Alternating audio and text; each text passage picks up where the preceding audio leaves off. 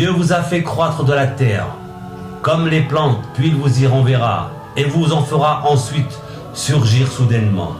Dieu établit pour vous la terre comme un tapis, afin que vous suiviez des voies spacieuses. Sourate 71, versets 17-20.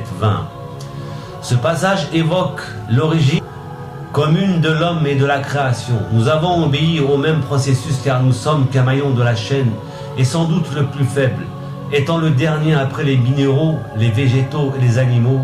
Mais ce maillon est en même temps le plus fort car il porte en lui le principe actif de l'esprit qui le distingue du reste de la création. Même s'il est un animal pensant, il n'en demeure pas moins rattaché par certains aspects au minéral, au végétal et à l'animal, auquel il n'est supérieur que par cette présence divine. Les attributs divins apparaissent à Adam, qui le vivifie en alimentant sa conscience. Dieu a confié à l'homme la pleine jouissance de la terre qu'il a déroulée sous ses pieds comme un tapis rouge.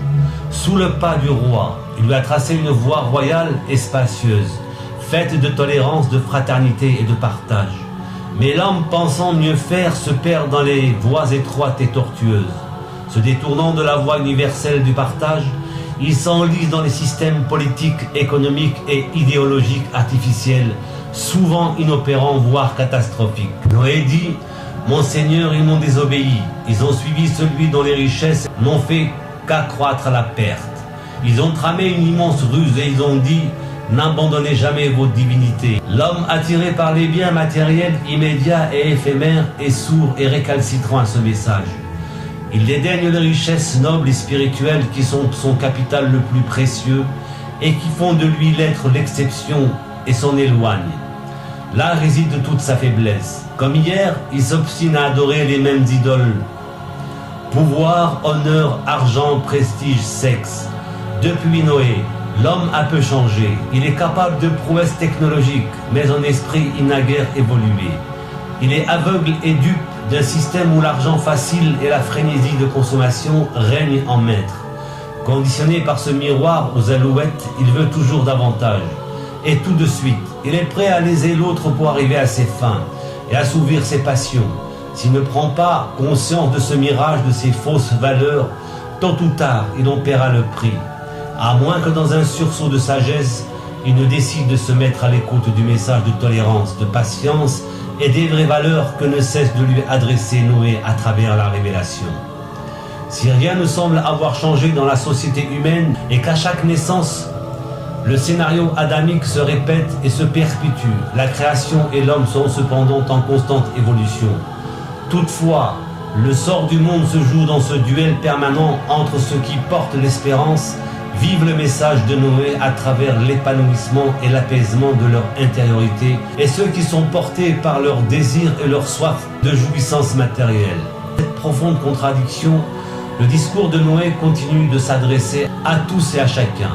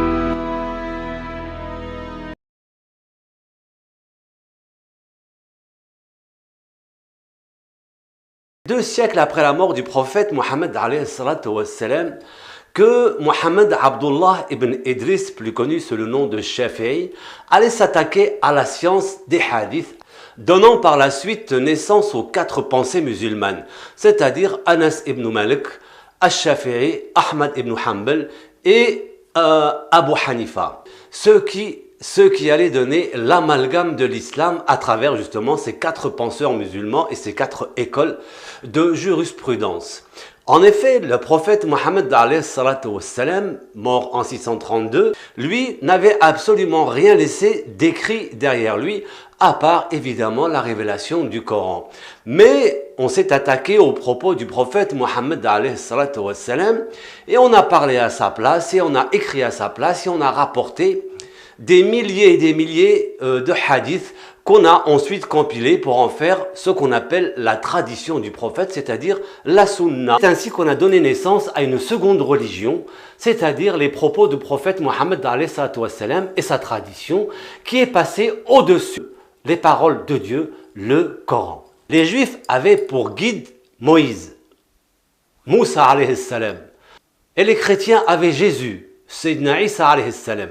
Les musulmans se sont créés une icône avec le prophète Mohammed alayhi salatu wassalam, puisqu'on a interprété tous ces faits et gestes et toutes ces paroles comme étant une révélation, se basant à l'époque de ce que les Juifs avaient fait avec Moïse et de ce que les chrétiens avaient fait avec Jésus.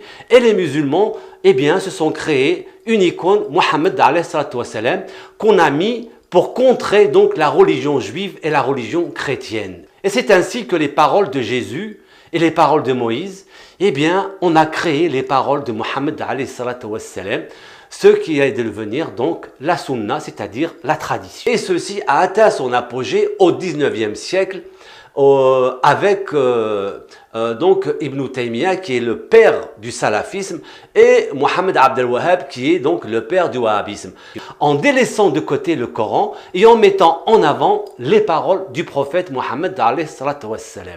Il faut savoir que ces hadiths et ces écrits et ces propos ont été écrits sous l'égide des Abbassides. Les Abbassides qui régnaient sur un empire allant de la Chine, en passant par les pays baltiques, l'Afrique et jusqu'aux confins de l'Espagne. Eh bien, tous ces hadiths ont été écrits sous leur égide. Puisque ces 4 écoles ont divisé les musulmans, et notamment en 2 branches principales, que sont donc le sunnisme et le chiisme. Les uns suivant donc, en l'occurrence les sunnites, les hadiths, la tradition du prophète, alayhi salatu wassalam, et les chiites suivant eux Ahl al-Bayt et Ali. Et à travers ces 2 écoles, donc à travers ces 2 pensées musulmanes, il lutte évidemment beaucoup de ramifications, donnant naissance à de multiples sectes, chacun pensant et parlant au nom du prophète et chacun essayant d'imiter le prophète. Et ces Abbassides avaient besoin de martyrs, avaient besoin de maintenir leur peuple sous leur domination. Eh bien, tous ces écrits, tous ces propos, tout ce qu'on appelle la tradition du prophète Mohammed alayhi salam a débuté son expansion sous l'égide des Abbassides, et puisque ces hadiths ont été écrits principalement pour eux. Les Abbassides sont une dynastie arabe musulmane qui règne sur le califat abbasside de 750 à 1258. Le fondateur de la dynastie, Abu al-Abbas al-Safah, est un descendant d'un oncle de Mohammed, Al-Abbas ibn Abd al-Muttalib. Proclamé calife en 749, il met un terme au règne des Omeyyades en remportant une victoire décisive sur Marwan II à la bataille du Grand Zab, le 25 janvier 750. Après avoir atteint son apogée sous Haroun al-Rachid, la puissance politique des Abbassides diminue. Et ils finissent par n'exercer qu'un rôle purement religieux sous la tutelle des Bouyides. Après la prise de Bagdad par les Mongols en 1258, une branche de la famille s'installe au Caire, où elle conserve le titre de calife sous la tutelle des sultans mamelouks jusqu'à la conquête de l'Égypte par l'Empire ottoman en 1517. Mais comment en est-on arrivé à mettre les paroles du prophète Mohammed alayhi salatu wassalam au-dessus des paroles de Dieu, c'est-à-dire du Coran? Le prophète Mohammed alayhi salatu wassalam n'avait reçu ordonnance de Dieu que de transmettre le Coran à l'état tel qu'il le recevait, c'est-à-dire à l'état brut.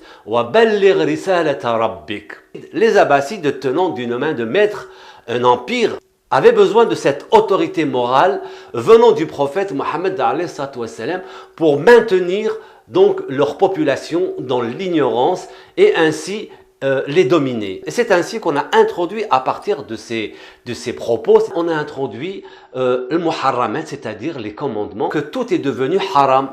Et tout devenant haram, eh bien, on a structuré la vie des musulmanes et des musulmans en leur imposant un mode de vie qu'ils devaient, d'une certaine manière, pour suivre le prophète Mohammed et accéder au paradis. Il fallait absolument se soumettre au prophète et à ses traditions. Mais le prophète Mohammed, aujourd'hui nous sommes au 21e siècle et toute sa tradition et toute sa culture et tous ses propos ont disparu avec lui. Et ce qui reste, c'est évidemment la parole vivante de Dieu, le Coran. Et le Coran, lui, est immortel. Il est vivant et immortel, tout comme Dieu. Et il faut absolument écarter ces pas de ce chemin sinueux si l'on veut marcher droit. Il faut sortir du 7e et du 8e siècle pour s'ancrer au 21e siècle et apporter sa pierre à cet édifice de monde qui s'ouvre devant nous, c'est-à-dire au monde de la technologie, de la science, de la finance, de la politique et de la société telle que nous l'apercevons. Aujourd'hui, les sociétés sont en train de se bouleverser. Toutes les sociétés aujourd'hui ont été bouleversées par l'arrivée de cette nouvelle technologie et cette nouvelle science. Et Mohammed n'avait aucune prérogative de la part de Dieu d'introduire un commandement, c'est-à-dire ce qu'on appelle al-muharramat. Al-Rasoul n'avait pas cette prérogative, n'avait pas ce droit. Al-muharramat appartiennent à Dieu et à aucun prophète, aucun messager, aucun colloque, aucun imam, aucun théologien ne peut introduire un commandement disant que ça c'est haram. Aujourd'hui, on a structuré la vie des musulmans avec ces muharramat introduits donc par l'intermédiaire de la sunna, de la tradition. Rasul n'avait pour ordonnance afin de mettre en harmonie toutes les cultures et tous les cultes des êtres humains et non pas d'introduire et non pas de dire ça c'est haram. Il avait cette prérogative uniquement de légiférer dans ce qu'on appelle le licite, c'est-à-dire al-halal. Et il n'avait aucune autorité d'introduire, ni lui d'ailleurs, ni Mohammed, ni aucun prophète n'avait cette autorité de la part de Dieu d'introduire al-haram. Al-haram appartient à Dieu et uniquement à Dieu. Et dans l'islam, donc dans le Coran, ces muharramat sont au nombre de 14. Et Dieu a scellé ces 14 muharramat, ce qui signifie que personne ne peut les ouvrir ou en introduire un nouveau commandement. Aucun théologien, aucun colloque, aucun imam ne peut donc légiférer sur le haram, c'est-à-dire de ces muharramat qui appartiennent à Dieu. Et ces muharramat, Dieu les a scellés, les a structurés et les a scellés et il les a identifiés et il les a explicités dans le Coran, c'est-à-dire bien définis le pourquoi du comment est-ce que ça a été haram. Ces 14 commandements, eh bien de ces 14 commandements, on en a sorti des dizaines et des dizaines et des dizaines en interdisant tout, absolument tout et en structurant la vie du musulman, en leur demandant de penser de cette manière. Et c'est ainsi qu'au 7e, au 8e siècle, on a verrouillé la pensée islamique pour en faire qu'une seule et unique pensée. De tous les musulmans et de tous les théologiens n'avaient qu'une seule et unique pensée. Aucun homme n'avait le droit de penser autrement que par ces 4 pensées musulmanes de jurisprudence musulmane et aucune personne n'avait le droit de remettre en cause la tradition, c'est-à-dire la sunna. Mais la sunna, aujourd'hui, elle n'existe plus. Nous sommes passés du 7e, 8e, 9e, 10e au 21e siècle. Et la tradition du prophète et ses propos et sa culture, eh bien, a disparu avec lui. Tout comme a disparu la culture et la tradition de Sayyidina Ibrahim, de Sayyidina Moussa, de Jésus. Toutes ces cultures et toutes ces traditions ont disparu avec eux. Aujourd'hui, nous sommes au 21e siècle et nous devons de nous ancrer dans ce 21e siècle et de ne pas rester figés avec cette pensée du 7e et du 8e siècle. Qui plus est, ces propos, qui plus est, ces hadiths Le prophète Mohammed ne les a pas écrits. Il n'a pas recommandé aux gens de suivre sa tradition. Il a dit, je ne suis qu'un messager de Dieu, je suis un messager de Dieu. Et le prophète n'a cessé de répéter, Ma ana illa basharum mithlukum yuha ilayya innama ilahukum ilahu wahid. Ma ana illa basharum mithlukum yuha ilayya innama ilahukum ilahu wahid. Je ne suis qu'un être humain comme vous et j'ai cette révélation de vous annoncer que votre Dieu est unique. Mohammed n'avait pour objectif de son époque de comprendre que quelques versets qui lui étaient adressés du Coran, mais les 2/3 du Coran ne s'adressaient pas au prophète Mohammed, ni à tous ces théologiens et à tous ce qu'on appelle al-ulama, et qui l'ont traduit et qui l'ont fait, et qui se sont engagés dans une forme d'exégète du Coran, mais qui n'avaient aucune connaissance de la science qui allait venir après eux. Et les musulmanes et les musulmans ont évidemment hérité cette pensée unique et se sont auto-verrouillés eux-mêmes pour ne pas penser autrement que ces 4 écoles de jurisprudence. Il faut absolument remettre en cause et revenir donc au Coran et uniquement qu'au Coran. Comment se fait-il que les musulmans ont mis en avant les propos du prophète Mohammed, délaissant par là même les paroles de Dieu, c'est-à-dire le Coran? Et le Coran est un puits de science. Et le Coran est venu pour révéler à l'humanité la création de l'univers. Et aujourd'hui encore, nous sommes avec ces 2 questions. Comment et qui a créé l'univers et comment l'univers a été créé? Et les scientifiques et les philosophes ne cessent de chercher à comprendre cet univers et cette création.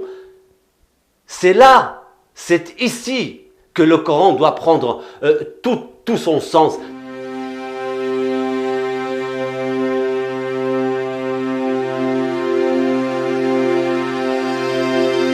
Quelle connaissance avaient ces messagers et ces prophètes de l'univers? Ils n'en avaient. Comment pouvaient-ils approcher l'univers? Ils n'avaient aucune connaissance. Aujourd'hui, nous sommes avec cette science et cette technologie qui a permis à l'homme, depuis le 19e siècle jusqu'à nos jours, de faire un grand pas en avant pour comprendre. Et nous cherchons, et les scientifiques cherchent toujours à comprendre l'univers. Et les musulmans, qu'est-ce qu'ils font? Eh bien, ils sont toujours ancrés au 7e siècle pour essayer de parler, de comprendre la parole du prophète Mohammed alayhi salatu wassalam. Les Arabes et les Arabo-musulmans restent et demeurent ancrés au 7e et 8e siècle. Et non, depuis 14 siècles, depuis plus de 1400 ans, nous sommes encore en train de patauger pour essayer de comprendre les hadiths et de comprendre le Coran. Et avec les mêmes pensées, cette pensée unique. Est-ce que ceci est haram? Est-ce que ceci est halal? Est-ce qu'on a le droit de faire ceci? Est-ce qu'on a le droit de faire cela? Est-ce qu'on a le droit d'écouter de la musique? Est-ce qu'on a le droit de s'habiller en long, en court? Mais tout ceci n'a absolument rien à voir avec l'islam. L'islam a structuré 14 commandements. Dieu a ordonné 14 commandements, 14 péchés. Mais au-delà de ces 14 péchés, au-delà de ces 14 commandements, ces 14 muharramet, mais la vie de l'être humain est libre. Al-halal, Dieu a laissé ouvert la porte du halal. On a le droit d'écouter de la musique, on a le droit de faire de la musique, on a le droit de chanter, on a le droit de danser, on a le droit de crier, de hurler si l'on veut. Ceci n'est pas haram. Et aider l'humanité. Aujourd'hui, les chirurgiens se battent avec la mort. Des gens se sacrifient pour aller creuser des puits en Afrique, en Amérique latine. Aujourd'hui, nous sommes à l'ère de la nanotechnologie. On essaye de faire marcher des tétraplégiques. On essaye de rendre la vue à des aveugles. On essaye d'aider l'être humain. Et le Coran fait partie de l'humanité. L'islam est universel. Il ne s'adresse pas uniquement aux Arabes. Il faut lire et étudier le Coran parce que toute la science découle de ce Coran. Je dis bien toute la science. Tout ce que l'homme a découvert, eh bien les Occidentaux l'ont tiré du Coran pendant que les Arabes, aujourd'hui au XXIe siècle, restent encore à étudier ce qui est halal et ce qui est haram et avec les propos du prophète, comment dois-je m'habiller? Est-ce que je dois manger avec la main droite? Est-ce que je dois manger avec la main gauche? Est-ce que je dois dormir à droite? Comment dois-je dormir? Comment je dois rentrer dans une maison? Eh bien toutes ces inepties font partie de la vie des musulmanes et des musulmans. Regardez les Arabes, regardons un petit peu, mais qu'est-ce qu'on a apporté? La pensée islamique, la pensée musulmane a été verrouillée au 7e et au 8e siècle. Au 7e et au 8e siècle. Aujourd'hui, les gens lisent le Coran exactement comme le lisaient le 7e et le 8e siècle. Et tous ces théologiens et tous ces imams et tous ces, ce qu'on appelle al-ulama, eh bien, lisent le Coran avec le regard des autres et non pas avec leur regard à eux. Il ne faut pas lire le Coran avec le regard de Abu Hanifa ou de Ahmed ibn Hanbal ou de al-Wahhabiyin. Il faut lire le Coran avec ses propres yeux et avec son propre cerveau. Et non pas laisser les autres pénétrer notre pensée pour nous dicter ce que l'on doit dire et ce que l'on doit faire. Dieu a créé l'homme libre. فَمَنْ شَاءَ مِنْكُمْ فَلْيُؤْمِنْ وَمَنْ شَاءَ مِنْكُمْ فَلْيَكْفُرْ.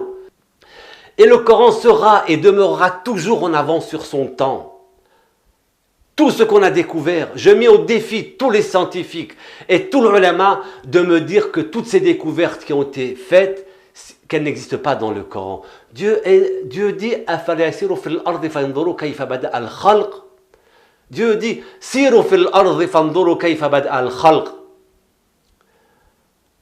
Mais l'anthropologie, aujourd'hui, le Coran doit être considéré comme un livre de science et de connaissances et non plus un livre de prière, de jeûne, le pèlerinage. Tout ceci depuis 1400 ans, on l'a compris.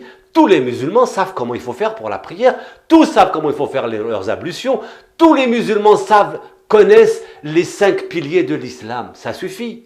Tous les musulmans connaissent les 5 piliers de l'islam et cela suffit à l'être humain pour être en harmonie avec Dieu.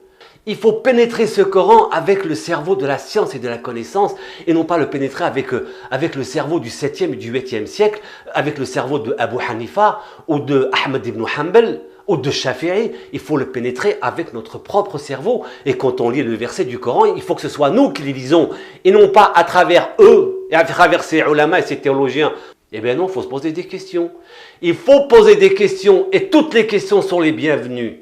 Pourquoi et comment ? Il faut se libérer de cette pensée de l'islam du 7e et du 8e siècle. Et avec ces muharramettes, on a voilé des centaines de millions de femmes à travers toute la planète. En disant que c'était, en leur disant bien que c'était une obligation. Et si vous prenez n'importe quelle femme qui porte le voile évidemment n'a absolument rien à voir avec l'islam, avec la religion islamique, puisque c'est un précepte pré-islamique. Mais si vous posez la question à toutes ces femmes qui portent le voile en disant, et à travers ce voile, on a fait des musulmanes une icône, c'est-à-dire un être qu'on reconnaît de loin, alors que la musulmane doit passer le plus discrètement possible, ne doit pas se faire voir. Mais comment voulez-vous qu'une femme qui porte le voile ne soit pas repérée, insultée et mise à l'écart? Et à partir de ces muharramettes, eh bien, on a fait peur aux musulmanes et aux musulmans. On les a terrorisés avec ces hadiths et avec ces propos. On leur a dit que on leur a dit qu'il y avait le supplice de la tombe, ce qu'on appelle adhab al-qabr, alors qu'il n'y a aucun adhab al-qabr, il n'y a pas de supplice de la tombe, ça n'existe pas. C'est une invention pure et simple, le supplice de la tombe. On a écrit à propos des femmes que le prophète Mohammed, lors de son ascension, eh bien qu'il aurait vu en enfer plus de femmes que d'hommes. Et que ces femmes-là, elles devaient se soumettre donc aux propos du prophète et qu'elles se devaient se mettre aux propos de leur mari, aux propos de la société, qu'elles n'avaient pas le droit de voyager seules, qu'elles n'avaient pas le droit d'aller à la piscine, qu'elles n'avaient pas le droit à la parole, qu'on devait signer à sa place, etc., etc., etc. La femme occidentale qui s'est battue pour sa liberté, et toute ma révérence à cette femme qui s'est battue pour obtenir sa liberté, mais aujourd'hui encore, aujourd'hui de nos jours, dans les pays arabo-musulmans, quel est le sort de la femme ? Quel est le sort de la femme, le droit de la femme? Je ne parle même pas des droits de l'homme qui sont bafoués Mais ces hommes, ces arabo-musulmans de ces pays arabes qui bafouent les droits des femmes, qui bafouent les droits des êtres humains, qui bafouent, qui violent, qui tuent, Mais c'est de eux que viennent les propos et la traduction du prophète Mohammed alayhi salatu wassalam. Hasha lillahi wa li rasoulih. Hasha li rasoul alayhi salatu wassalam. Le Mohammed alayhi salatu wassalam n'a jamais agi comme ça. Le prophète Mohammed alayhi salatu wassalam n'a jamais agi de la sorte. Il n'a jamais levé la main sur une femme. Il lui a donné ses droits. Et une de ses prérogatives, il avait cette opportunité. Il avait ce droit. Il est venu pour libérer la femme du joug de l'homme. Mais ces propos, ces hadiths, d'où nous viennent-ils? Eh bien du salafisme, du wahhabisme, du sunnisme, du chiisme.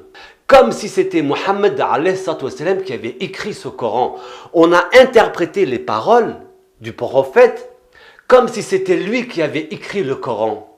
Exactement comme si c'était lui qui avait écrit le Coran. Mais le Rasoul alayhi salatu wassalam, wa ma Muhammad illa Rasoul. قد خلت من قبله الرسل فإن مات أو قتل. الرسول عليه الصلاة والسلام est mortel. إنك ميت وإنهم ميتون. Il n'avait que cet objectif de transmettre la parole divine, la parole de Dieu uniquement. Et c'est un être humain qui est mort comme tous les autres messagers et tous les autres prophètes. Et on ne doit plus avoir ce rapport avec ses traditions, avec sa culture, avec ses propos. Tout cela fait partie de sa culture et tout cela doit rester dans le domaine de l'histoire. C'est-à-dire à étudier dans l'histoire. Il est où aujourd'hui Mohammed? Il est où aujourd'hui Mohammed? Il est mort comme Jésus, comme Isa, comme Abraham, comme Noé, comme Idriss, comme Yaqub, comme... Tous sont morts. Eux et leur culture ont disparu. Et ceci doit rester uniquement dans le domaine de l'histoire. Mais il faut étudier, lire et s'attacher au Coran. Et uniquement au Coran. Ils veulent couper les mains des voleurs. Mais ce verset-là, il n'a pas été compris. As-sariq was-sariqa faqta'u aydiyahuma. As-sariq was-sariqa faqta'u aydiyahuma. Ça veut pas dire, cela ne signifie pas qu'il faut leur couper les mains, puisque aydiyahuma, ça veut dire les quatre mains. Le voleur et la voleuse, il faut leur couper les mains. Mais il ne parle couper la main, ça ne veut pas dire qu'il faut trancher la main. Pour comprendre ce verset, on dit on a coupé la route. On coupe une route. Et on ne tranche pas une route. Et Dieu parle dans le Coran de couper la main, c'est-à-dire de les enlever de la société, de les couper de la société afin qu'ils ne puissent plus voler. C'est-à-dire commencer par les mettre en prison, les éduquer et ensuite les remettre puisque Dieu, Inna Allah yatubu ala man yasha. Et après ces gens-là doivent se repentir. Il n'a pas dit as-sariq was-sariqa faqatta'u aydiyahuma, mais il a dit as-sariq was-sariqa faqatta'u aydiyahuma et non pas faqatta'u aydiyahuma avec shadda. Et le mot qata'a est évoqué à plusieurs reprises dans plusieurs versets dans le Coran. À un moment où il peut signifier, donc, il n'y a pas de synonyme dans le Coran. Dans les versets du Coran, le synonyme n'existe pas. Chaque mot, chaque terme est spécifique à lui-même, à une situation donnée, qui prend son sens dans le verset où il est énoncé. As-sariq was-sariqa faqta'u aydiyahuma, et non pas as-sariq was-sariqa faqatta'u aydiyahuma. Combien de mains de femmes et d'hommes ont été coupées parce qu'on n'a pas compris ce verset en pensant que, eh bien, qatta'u, eh bien, parce que qata'u wa qatta'u, ça veut dire la même chose. Coupez-leur les mains, ça veut dire enlevez-les de la société. Mettez-les à l'écart, mettez-les en prison, éduquez-les et ensuite, ils doivent se repentir et laissez-les libres. Si vous coupez la main à un voleur, comment voulez-vous qu'il puisse se repentir? Puisque c'est Dieu qui a ordonné de lui couper la main, mais il ne reconnaîtra jamais Dieu, celui à qui on a coupé la main.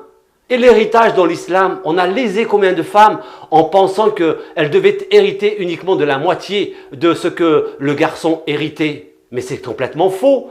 La femme dans l'islam, l'héritage, hérite 50-50, exactement comme le garçon.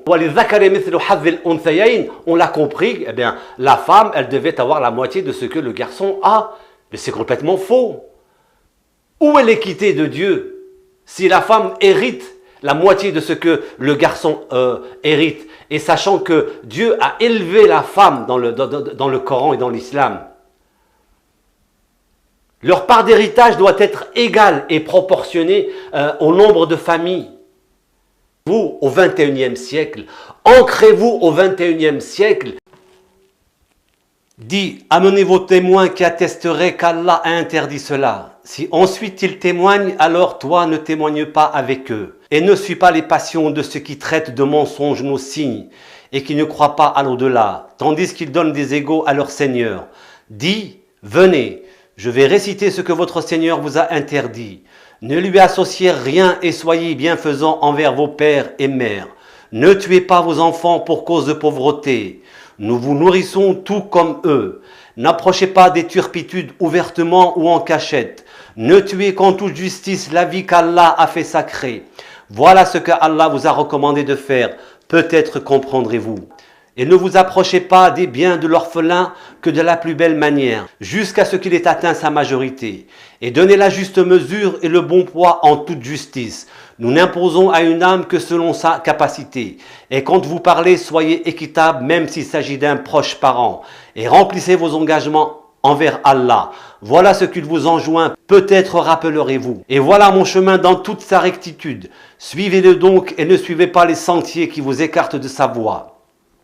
Voilà ce qu'il vous enjoint, ainsi atteindrez-vous la piété. Dis, dans ce qui m'a été révélé, je ne trouve d'interdit à aucun mangeur d'en manger, que la bête trouvée morte, ou le sang qu'on a fait couler, ou la chair de porc, car c'est une souillure. Et n'épousez pas les femmes que vos pères ont épousées, exception faite pour le passé. C'est une turpitude, une abomination, et quelle mauvaise conduite. Vous sont interdits vos mères, filles, sœurs, tante paternelle et tante maternelle, fille d'un frère et fille d'une sœur, mères qui vous ont allaité, sœurs de lait, mère de vos femmes, belles-filles, sous votre tutelle, avec qui vous avez consommé le mariage. Si le mariage n'a pas été consommé, ceci n'est pas un péché de votre part. Les femmes de vos fils nés de vos reins, de même que deux sœurs réunies, exception faite pour le passé, car vraiment Allah est pardonneur et miséricordieux. Et parmi les femmes, les dames, si elles sont vos esclaves, en toute propriété, prescription d'Allah sur vous, à part cela, il vous est permis de les rechercher en vous servant de biens et en concluant un mariage non en débauché. Puis de même que vous jouissez d'elles, donnez-leur leur mahr, comme une chose due. Il n'y a aucun péché contre vous à ce que vous concluez un accord quelconque entre vous après la fixation du mahr, car Allah est certes omniscient et sage. La tradition du prophète Mohammed n'est plus en concordance aujourd'hui avec notre époque. Nous sommes au XXIe siècle et nous nous devons de nous référer et de quitter ce 7e et ce 8e siècle pour nous ancrer au XXIe siècle avec une nouvelle pensée islamique et nous référer aux nouveaux savants musulmans et aux nouveaux théologiens du XXIe siècle et non plus au 7e et 8e siècle. Le prophète Mohammed n'a pas explicité le Coran, il ne l'a pas traduit, il ne s'est pas engagé dans une forme de science pour essayer d'expliquer ou de comprendre le Coran. Son but n'était pas là, puisqu'à son époque, il devait uniquement faire appel à l'unicité de Dieu. Mais que ce soit Mohammed, Jésus, Abraham ou Moïse ou tous les messagers, tous les prophètes passés, ils n'avaient aucune connaissance des cultures et de la science qui allait revenir, des cultures et des traditions et du changement de mode de vie des êtres humains qui allait se produire après eux. C'est ainsi que le prophète n'avait aucune connaissance. Loin de lui cette imagination qu'un jour un homme allait marcher sur la lune ou qu'on allait découvrir donc le fin fond des océans, que l'homme allait partir à l'exploration de l'espace. Tout ça évidemment de leur époque, tout ça évidemment était inconnu à leur époque et ce n'était pas du tout leur objectif de travailler la science. Leur seul objectif et le seul objectif du prophète Mohammed à travers sa révélation a été de libérer l'esclave, libérer la femme et de réguler le marché. Mais l'objectif ultime est d'adorer Dieu et de comprendre le Coran et non pas d'adorer le prophète Mohammed que certains font. L'objectif de l'islam est d'adorer Dieu et de connaître Dieu et d'approcher Dieu à travers le Coran.